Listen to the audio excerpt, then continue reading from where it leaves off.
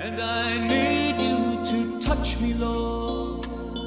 So we're here now with Lisa Morris, who is the president of the Sacred Heart Apostolate. Lisa, thanks for joining us. Now, Lisa, if a lot of our viewers are like me, they've never heard of the Sacred Heart Apostolate, so we would think, well, this is something that was just recently invented. But it's actually based on some visions of a nun in the 17th century. Tell me about her. Right. Her name was St. Margaret Mary Alacoque, and in 1673, Jesus appeared to her several times, but one in particular, she was in adoration in front of the Blessed Sacrament, and he appeared to her with his heart blazing, and he said, "This is the heart that has loved men so much, but that they don't return the love that I have for them." And he showed the flames coming from his heart, and he said, "These are the flames of love that can't be contained within my heart." And he showed her the crown of thorns around his heart, and he said, my enemies put one around my head, and my friends put one around my heart when they don't love me as I love them."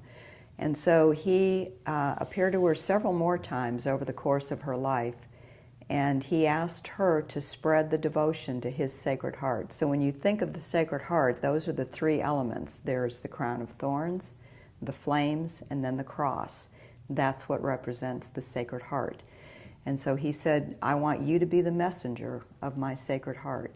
And he gave her promises that were associated with that, 12, one of which says, "I will bless every place where a picture of my heart is exposed and honored." So hence the enthronement. When you place a picture on the wall of his heart, he's going to bless every place where a picture of his heart is exposed and honored. And it's beautiful. And I've seen those promises come to fruition. Another one of those promises is, "I will bless every place where," I already said that one, "I will bless all their undertakings. I will be with them in all their difficulties." So there's, just promise after promise of just, the love of his Sacred Heart.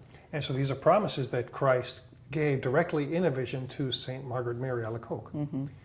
So we're all familiar with that Sacred Heart image. That has been taken a step further at the beginning of the 20th century by a Father Matteo, who's important to this apostolate. Tell us about him. Right, definitely. So Father Matteo had the vision of sanctifying families through the Sacred Heart. And this developed into this public ceremony of making Jesus King of families.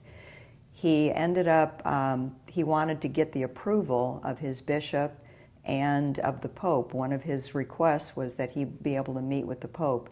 He had some health issues, so his bishop had sent him on to Europe, and he was able to get a meeting with Pope Pius X to get this. He had a vision. He had gone to Paray-le-Monial, which is where St. Margaret Mary, where Jesus appeared to St. Margaret Mary. Father Matteo goes to Paray-le-Monial, is praying there. He gets the whole vision of the enthronement laid out, what it should be, what it looks like, everything, in just, like in an instant. He writes that down. He got an audience with Pope Pius X. Pope Pius X said, "Not only do I approve of this, but I command you to spend the rest of your life doing this," which is what he did until he died in the 1960s. And so that's kind of how it has progressed. This vision laid out by Father Matteo of what an enthronement looks like, of the ceremony. And so for some time in the beginnings of the 20th century, the enthronement and the devotion had a lot of popularity, and many Catholics were familiar with it, and some of our older viewers may remember it from when they were a child. And then the ministry itself kind of waned for a time, but would you say there's been a resurgence now of this? Yeah, absolutely. When you talk to anybody in their 70s or 80s, almost everybody that was raised Catholic would know about this. In fact, we just had Cardinal Regali, who is in our diocese, beautiful testimony from him about the power of when they did the enthronement in their family years ago. And he says he remembers it as a 7-year-old child. His story is beautiful. So it was very popular back then. And then it kind of waned, as things do.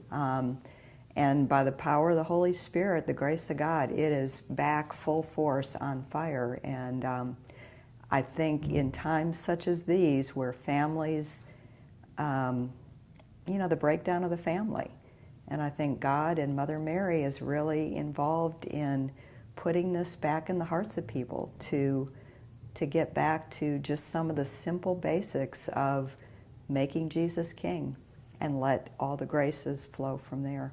So a simple way to encourage spirituality in our families is something that was proclaimed to a saint centuries ago and which we can take advantage of now. What a blessing. Oh, thank you. For sure. Thank you. To touch me, Lord. Touch my mind, my heart, my